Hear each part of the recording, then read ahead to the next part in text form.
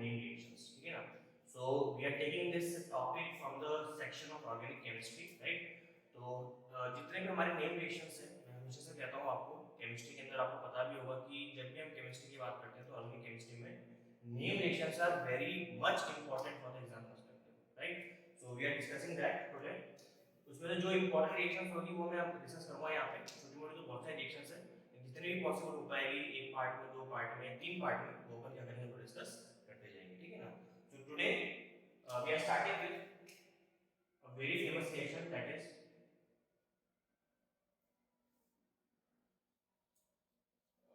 Hoffman's bromamide Hoffman's bromamide reaction, Hoffman's bromamide reaction, ठीक है।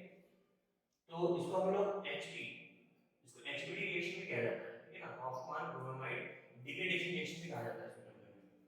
अगर हम ध्यान से पढ़ें, जैसे यहाँ पे लिखे हैं अगर, तो ये कुछ इस तरह से लिखा जाएगा, Hoffmann bromide degradation reaction,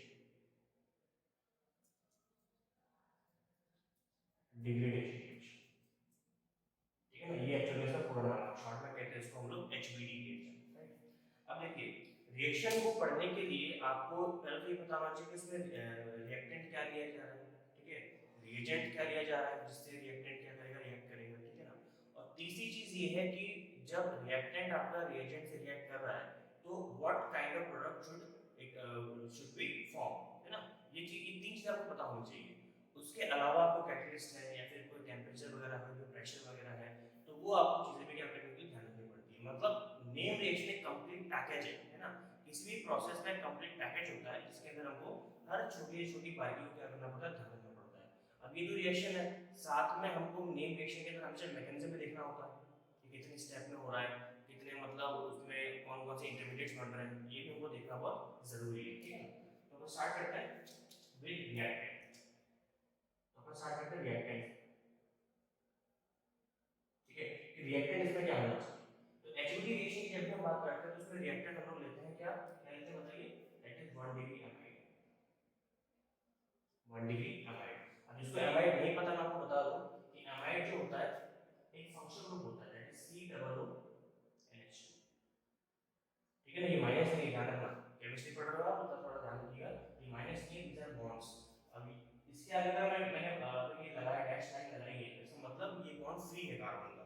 carbon की कितनी वैलेंसी होती है, 4 वैलेंसी होती है, राइट। देखिए 1 2 3 और ये बॉन्ड फ्री, तो 4 वैलेंसी होती है, ठीक है ना। तो ये होता है अमाइड ग्रुप। तो हमको कोई ऐसा कंपाउंड लेना पड़ेगा जिसके अंदर ऐसा ग्रुप प्रेजेंट हो। ये मैं बताऊंगा कौन कौन से कंपाउंड होते हैं, तो डिस्कस करते हैं इसको। फिर रिएक्टेंट के बाद में वील सी रिएजेंट, ठीक है ना, रिएजेंट, ठीक है। रिएजेंट क्या चीज होती है, रिएजेंट वो चीज होती है जिससे रिएक्टेंट रिएक्ट करता है ना। और जब भी हम रिएजेंट की बात करेंगे तो इसके रिएजेंट को हम लोग क्या क्या बोलते हैं,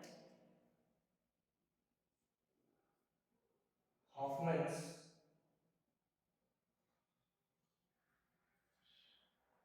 हॉफमैन्स रिएजेंट, क्या बोलते हैं, हॉफमैन्स रिएजेंट, ठीक है। ये इसका नाम होता है जनरल, मतलब समझने के हिसाब से जनरल यूनियन उसको ऐसे बोलते हैं, ठीक है। अब इसका फॉर्मूला क्या होता है, इसका फॉर्मूला होता है दैट इज NaOH, मतलब एक तरह का मिक्सचर ही है, NaOH plus X2, NaOH plus X2, बात समझ आ रही है। तो ये चीज आपको पता होना चाहिए। अब चूंकि यहाँ पे हम लोग ब्रोमीमाइड ले रहे हैं, हमको ब्रोमीन चाहिए, तो specifically we should take Br2 not X2, Br2, okay। So this kind of mixture we have to take to form to convert reactant into product, right। अब देखिए प्रोडक्ट देख लेते हैं क्या बनना चाहिए प्रोडक्ट। तो जब भी हम प्रोडक्ट की बात करते हैं, प्रोडक्ट में क्या बनना चाहिए जी, आपका प्रोडक्ट बनना चाहिए इसके अंदर 1 डिग्री, 1 डिग्री पास में आ रही है। चलिए, तो ये इतना इतना जो है आपको पता होना चाहिए ताकि आप क्या कर सकें, इसको इजीली पढ़ सकें, इसको याद रख सकें, ठीक है। अब जैसे मैं आपको बता रहा हूं कि जो रिएक्टेंट है आपका, वो रिएजेंट से रिएक्ट करके क्या बनाएगा, प्रोडक्ट बनाएगा। मतलब प्रोसेस क्या रहने वाली है कि इन दोनों की रिएक्शन होगी इस तरह से, और ये बन जाएगा आपका प्रोडक्ट, ठीक है। बट उसके पहले, मतलब रिएक्शन करवाने से पहले मैं एक बार आपको बता दूं कि अमाइड वगैरह एल्डिहाइड वगैरह क्या होती है, तभी आपको रिएक्शन को समझने में, करने में मजा आएगा, है ना। और साथ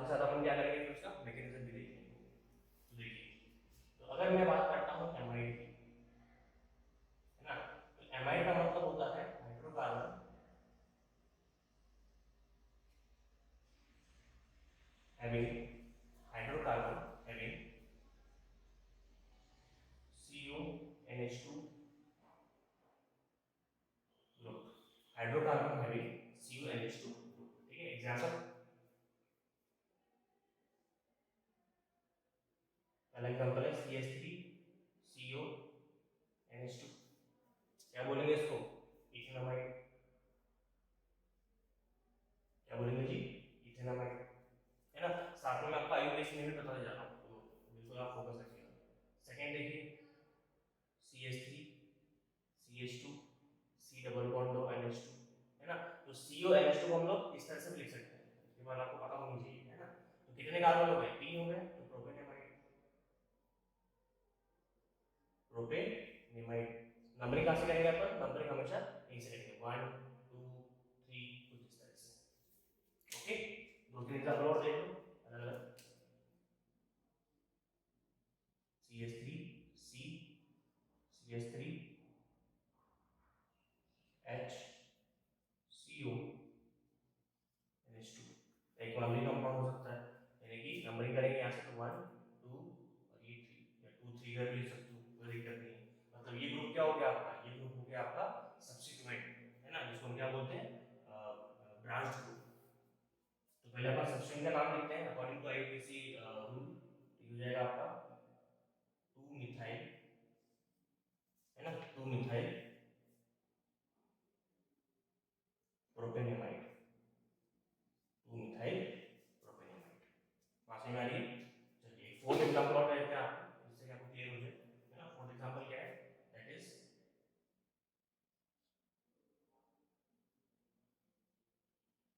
इस तरह से कुछ, ठीक है। अब इसका नाम देखिए क्या हो जाएगा, ये हो गया आपका पूरा का पूरा क्या, मदर चेन, है ना, और ये हो गया आपका मेन फंक्शन ग्रुप जो CNH2 है। तो देखिए इसका नाम हो जाएगा साइक्लोहेक्सेन कार्बोनाइड, कार्बोनाइड, ठीक है। एमाइड तो है ये, लेकिन इसके अंदर जो कार्बन है वो मदर चेन में काउंट नहीं हो रहा। This example is very important, ठीक है ना। अगर मेन फंक्शन ग्रुप जो है, जैसे ये मेन फंक्शन ग्रुप है, मेन फंक्शन ग्रुप का अगर कार्बन मदर चेन में इंक्लूड हो रहा है, जैसे कि सेकंड एग्जांपल में हो रहा है, फर्स्ट में हो रहा है, थर्ड में हो रहा है ना, तो उस केस के अंदर हम लोग कार्बोनाइड ही लिखते हैं, केवल एमाइड लिखते हैं, है ना। लेकिन साइक्लिक कंपाउंड के अंदर अगर मान लो जो फंक्शन ग्रुप है आपका, अगर आपके पास फंक्शन ग्रुप है और वो फंक्शन ग्रुप का कार्बन मदर चेन में इंक्लूड नहीं हो रहा है, तब उसको इंक्लूड करने के लिए हम एमाइड को क्या लिखते हैं, कार्बोनाइड, राइट। ये चीज पता होनी चाहिए। तो एमाइड मैंने समझा दिया, ये इनमें से कोई भी आप रिएक्शन ले सकते हो, कोई दिक्कत वाली बात नहीं है। फिर हम बात कर लेते हैं कि एमीन की, एमीन क्या होता है, ठीक है ना। तो अब देखो एक नेम बेसिस से कितनी सारी इंफॉर्मेशन आ रही है, इसे अपन कहते हैं इफेक्टिव रिवीजन, है ना। आपको क्या करना है, टॉपिक्स को कनेक्ट करके पढ़ना है, जिसे मैं हर बार क्या बोलता हूँ, क्या बोलता हूँ बताइए, दैट इज IDA, यानी कि इंटरडिसिप्लिनरी अप्रोच। तो इस तरह से आपको पढ़ना पड़ेगा। अब मैं चाहता तो ये पूरा कर देता कि एमाइड से एमीन कैसे बना, रिएक्शन के बता दी, लेकिन अगर कई स्टूडेंट ऐसे हैं जिनको एमाइड नहीं पता, एमीन नहीं पता, अभी रिएक्शन के बारे में नहीं पता, है ना, तो कैसे समझ में आएगा इसको, तो ये हमको देखना पड़ेगा। तो एमीन देख लेते हैं, एमीन क्या बोलते हैं हम लोग, एमीन को अपन लिख सकते हैं, मैं कैसे लिखता हूं,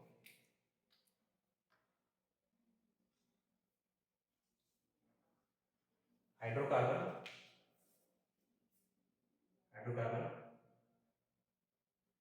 हैविंग NH2 ग्रुप, मतलब ऐसा हाइड्रोकार्बन, मतलब ऐसा ऑर्गेनिक कंपाउंड या हाइड्रोकार्बन जिसके पास क्या हो, जिसके पास NH2 ग्रुप प्रेजेंट हो, तो हम क्या बोलते हैं, एमीन बोलते हैं। एग्जांपल देख लो आप, पहला एग्जांपल देखिए CH3NH2, क्या हो गया, CH3NH2, क्या क्या बोलते, क्या नाम होता है इसका, दैट इज मिथेनामीन, क्या होता है ये, मिथेनामीन, है ना, क्योंकि ये कार्बन है। दूसरा देखिए CH3CH2NH2, क्या बोलते हैं इसको, दैट इज इथेनामीन, इथेनामीन, राइट। तीसरा एग्जांपल देखिए CH3 CH CH3 NH2, क्या बोलेंगे इसको? इसको हम बोलेंगे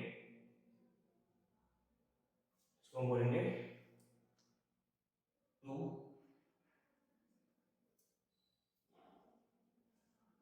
प्रोपेनॉल है ना। तो इस तरह से क्या होता है इमीडिएट एग्जांपल हो सकता है। तो मैंने आपको क्या बता दिया, मैंने आपको नेम रिएक्शन का इंट्रोडक्शन बता दिया कि क्या होने वाला है, उसके अंदर जो छोटे कीवर्ड्स थे अमाइड और अमीन वगैरह वो मैंने आपको बता दिया। अब अपन देखते हैं एक्चुअल में रिएक्शन कैसे होती है ना, रिएक्शन क्या है, फिर अपन क्या करेंगे इसका वो मैकेनिज्म भी देखेंगे, क्योंकि मैकेनिज्म ज्यादा इंपॉर्टेंट है नेम रिएक्शन के केस के लिए, है ना। तो देखो अपन देखते हैं इसका रिएक्शन, इसको अपन क्या बोलेंगे जी, आउटलाइन रिएक्शन, आउटलाइन रिएक्शन, ठीक है ना। चलो देखते हैं हम रिएक्शन को।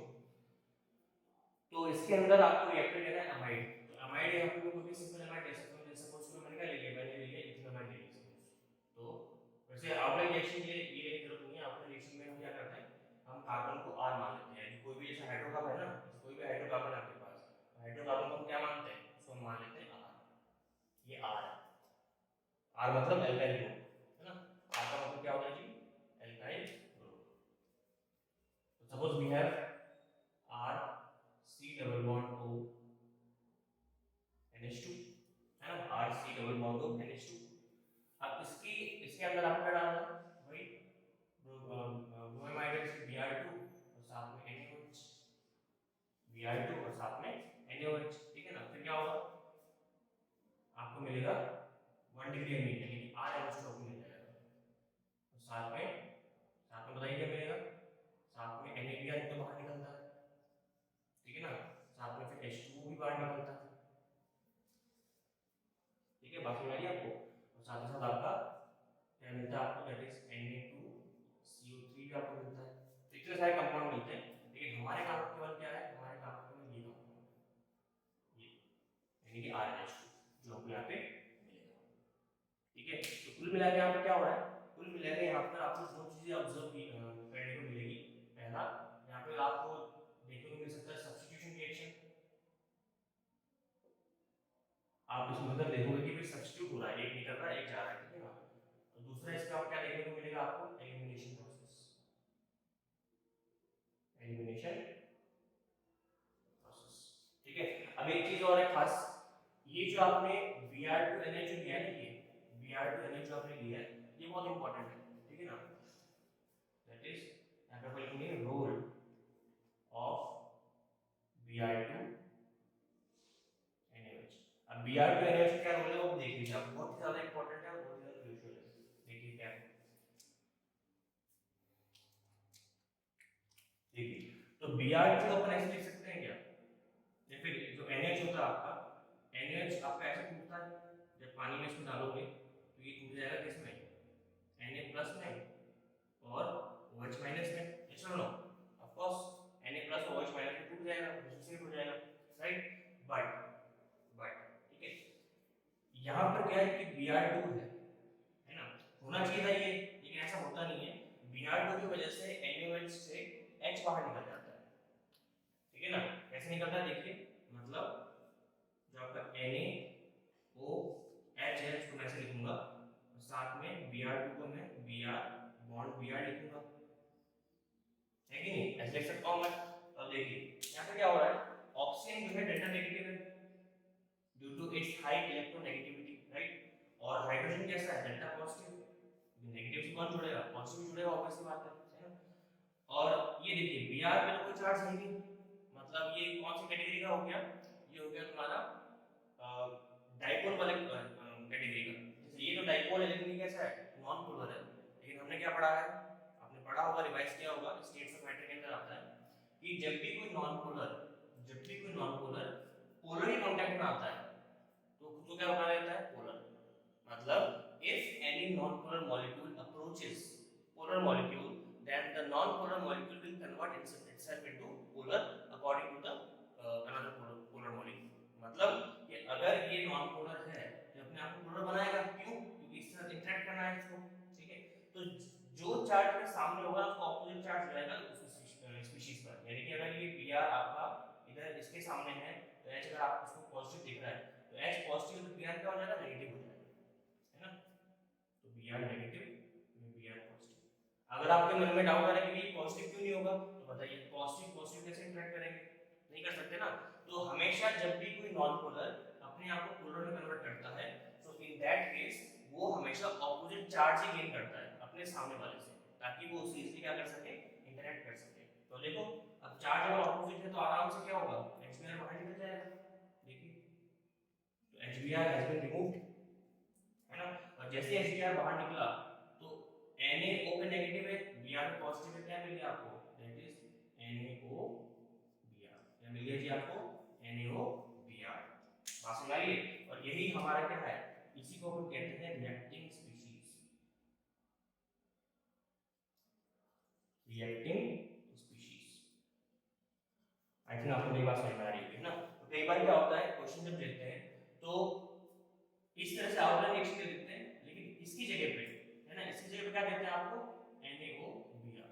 तो कई बच्चे कंफ्यूज जाते हैं कि NaOBr हमने पढ़ा ही नहीं, हमने Br को NaOH पढ़ा है। इसलिए मैंने बता दिया कि NaOH और Br को जब भी आपस में जुड़ेंगे ना, तो हमेशा क्या बना के देंगे, रिएक्टिंग स्पीशीज NaOBr, जो कि एग्जाम में लिखा हुआ आ सकता है।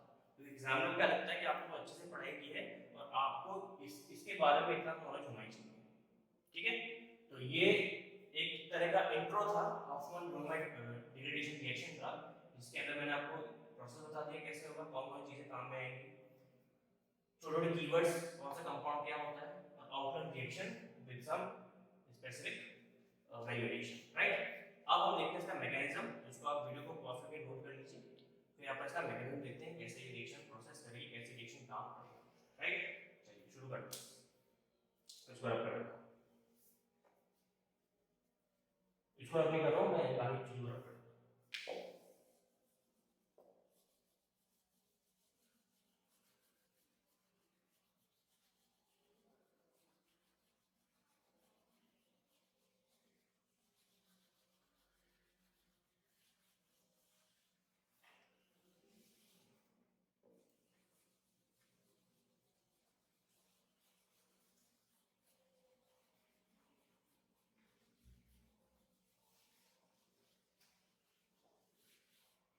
चलिए स्टार्ट करते हैं द मैकेनिज्म, इसका हम वेट कर रहे हैं।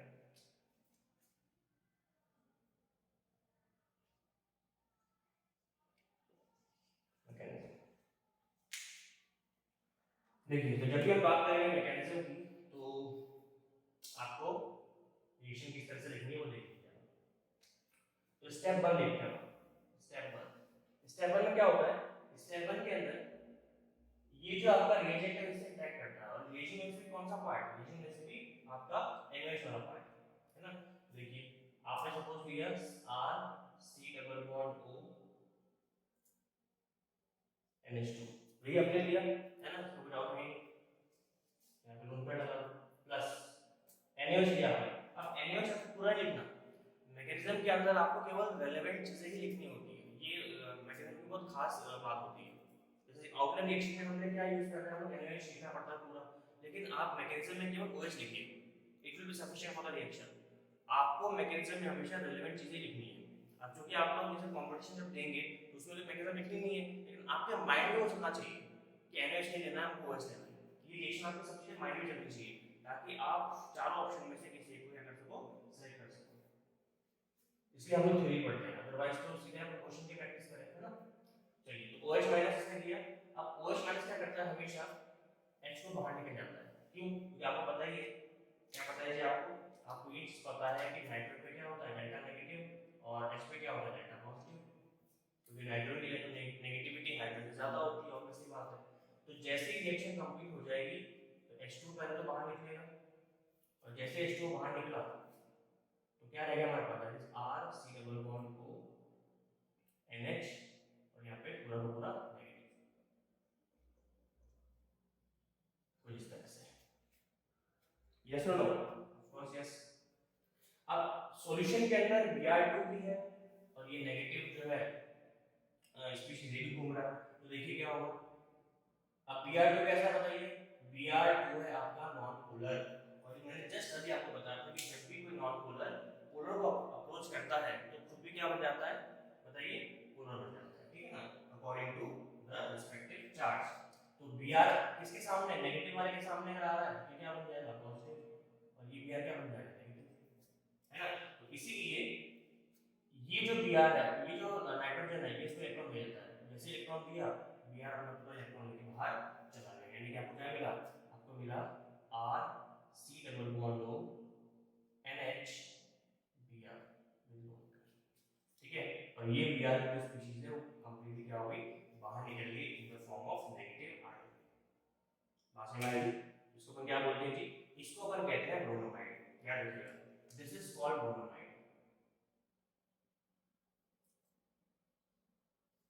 ओके, तो जब भी हम मैकेनिज्म देखते हैं तो ये देखने को मिल रहा है कि जब भी अमाइड आपका हॉफमैन रिएजेंट से रिएक्ट करता है तो फर्स्ट स्टेप में क्या बनता है, bromamide, that's why this reaction is called Hofmann bromamide reaction, ठीक है। अब मैं आपको समझ में आ रहा होगा कि इसका नाम ब्रोमोनाइड क्यों है, क्योंकि ब्रोमोनाइड एक कंपाउंड है जो फर्स्ट स्टेप के अंदर बनता है। ओके, तो बहुत ही मैं सिंपल वे के अंदर जा रहा हूं, ज्यादा मैं कॉम्प्लिकेट नहीं कर रहा हूं चीजों को, ताकि आपके लिए इजी रहे। चलिए बात करते हैं सेकंड स्टेप की। तो सेकंड स्टेप में अपन वही कंपाउंड लेंगे जो फर्स्ट स्टेप में बना था, है ना। तो देखो R C double bond O NH lone pair Br, ठीक है ना। अब देखिए, अब जब आगे रिएक्शन होगी, ठीक है, तो आगे रिएक्शन होगी तो अभी भी सॉल्यूशन में NaOH है कि नहीं है, तो अगर NaOH अगर है तो वापस से OH माइनस देगा, ऑफ कोर्स देगा, इसमें कोई डाउट है नहीं। तो जैसे इसने OH माइनस दिया, ठीक है, तो आपको पता है कि OH माइनस हमेशा डेल्टा प्लस को, डेल्टा H प्लस को बाहर ले जाता है, क्योंकि नाइट्रोजन की वैलेंसी ज्यादा होती है, सॉरी इलेक्ट्रोनेगेटिविटी ज्यादा होती है, इसलिए वापस से OH क्या करेगा, इसको इस तरह से बाहर निकाल देगा। और जैसे ही बाहर निकाला तो क्या मिल गया अपन को, बाय प्रोडक्ट H2O वाटर, और साथ में क्या मिला मुझे, RC double bond O N पे लोन पेयर विद नेगेटिव और Br, ठीक है। अब आप देख के बता सकते हो कि नाइट्रोजन पर जो है इलेक्ट्रॉन डेंसिटी काफी ज्यादा बढ़ गई, ठीक है। और इलेक्ट्रॉन डेंसिटी अगर बढ़ती है तो क्या बताओ, Br के पास इलेक्ट्रॉन डेंसिटी नहीं है, ऑफ कोर्स है। Br के पास इलेक्ट्रॉन डेंसिटी क्यों नहीं है, क्योंकि ये तो हाइड्रोजन फैमिली का पार्ट है। तो हाइड्रोजन फैमिली के आउटर मोस्ट शेल के अंदर कितने इलेक्ट्रॉन होते हैं, वैलेंसी 7, और एक के साथ ये बॉन्डिंग कर कितने 6 बचे, तो इसके आउटर मोस्ट शेल के अंदर भी इलेक्ट्रॉन क्लाउड बहुत ज्यादा है ना। और अगर इलेक्ट्रॉन क्लाउड है तो इसका इलेक्ट्रॉन क्लाउड और इसका इलेक्ट्रॉन क्लाउड बताओ रिपल्शन करेंगे कि नहीं करेंगे, ऑफ कोर्स करेंगे। तो इसी रिपल्शन से बचने के लिए हमारे पास आता है स्टेप 3, बात समझ रही है, हमारे पास क्या आता है जी, स्टेप 3। तो स्टेप 3 को करते हैं, बाकी स्टेप 3 में करने की जरूरत नहीं, मैं इसके चलो इंक्लूड कर देता हूं। स्टेप 3 के अंदर अपन कुछ और देखेंगे, ठीक है। देखिए, तो स्टेप 3 करने से पहले जैसे ही आपकी कंडीशन आई जहां पर इलेक्ट्रॉन क्लाउड आपस में क्या कर रहे हैं, रिपेल कर रहे हैं, अच्छा होता है ना Br के सराउंडिंग में, तब क्या होता है यहाँ पे रीअरेंजमेंट,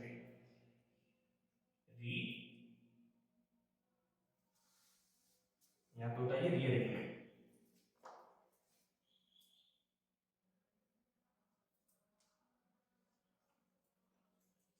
क्या होता है, रीअरेंजमेंट। और रीअरेंजमेंट क्यों हो रहा है, बताइए, साफ सी बात है, क्योंकि मुझे क्या करना है, कंपाउंड क्या करना है, इस रिपल्शन को मिनिमाइज करना है। क्योंकि अगर कंपाउंड में इलेक्ट्रॉन क्लाउड की वजह से अगर रिपल्शन क्रिएट हो रहा है तो क्या होती है, अनस्टेबिलिटी क्रिएट होती है, और अनस्टेबिलिटी क्रिएट होने की वजह से कंपाउंड के ब्रेक होने के चांसेस बहुत ज्यादा बढ़ जाते हैं, है ना।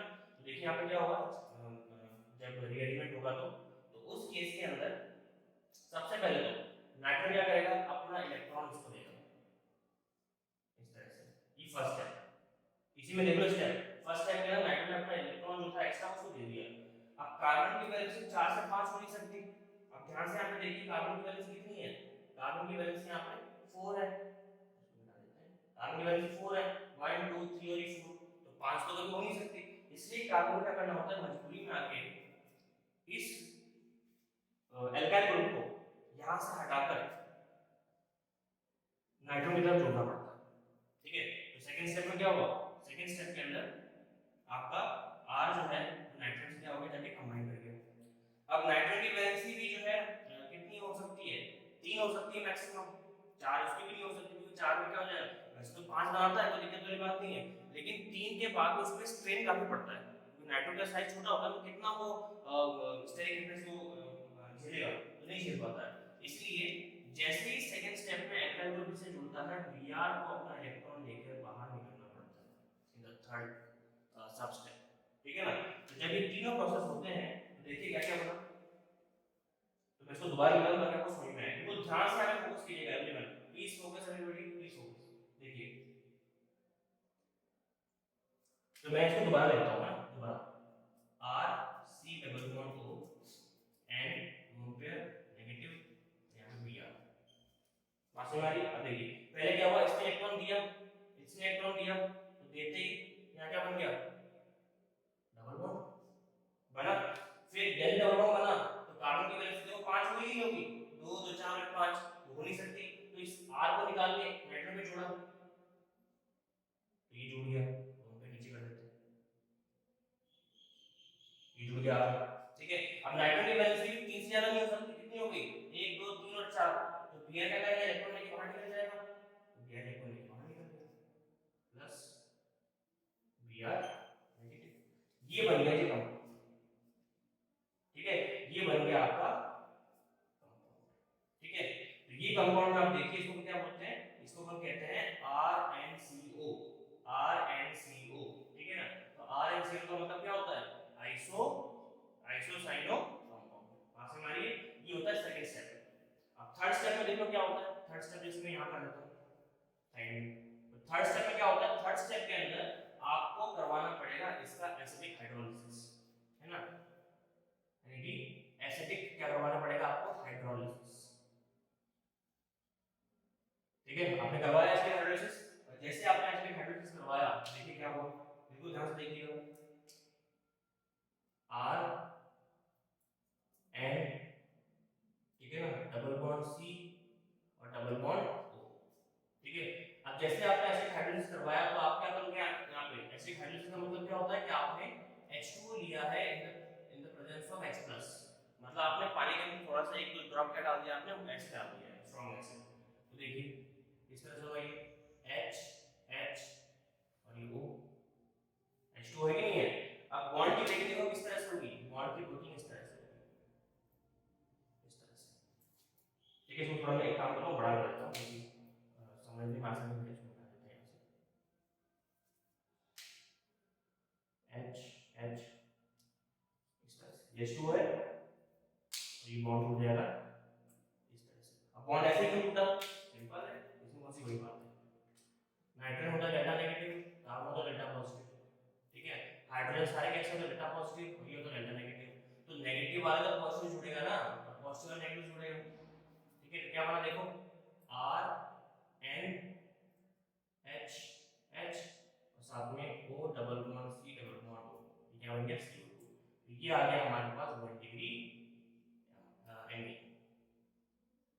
ठीक है, आई होप आपको क्लियर हो गया होगा कि हॉफमैन वन बाय डिग्रेडेशन रिएक्शन क्या होती है और इसमें किस तरह से प्रोसेस काम करता है, उसकी मैकेनिज्म क्या है।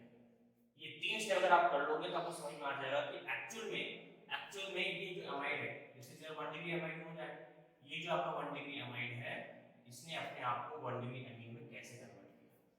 बात समझ आ गई, इसको आप अच्छे से नोट कीजिएगा, और कोई भी डाउट हो तो मुझसे जरूर पूछिएगा चैट में, ट्विटर के अंदर। तब तक के लिए thank you so much everybody.